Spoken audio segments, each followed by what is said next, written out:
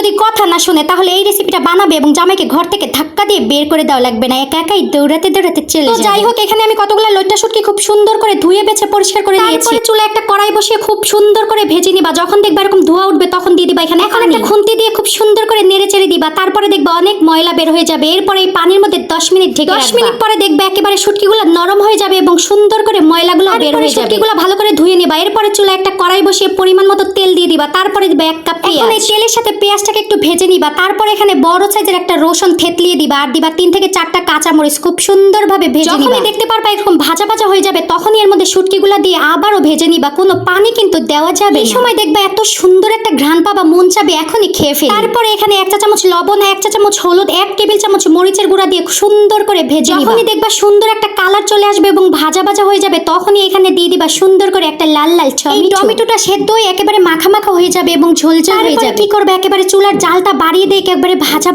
ভাজা করে নিবা। দেখবা যে ভাজতে ভাজতে একেবারে কালো বাসা দেখবা একদম ঘ্রাণে ঘ্রাণে ভরে যাবে। এদিক থেকে চুলা থেকে নামানোর আগেই দেখি জামাই লুঙ্গি কাঁচা মেরে একেবারে ঘর থেকে দৌড়াতে দৌড়াতে বাইরে চলে গেছে। কারণ স্বামী জানে আবার শুটকি খায় না। হা হা হা হা।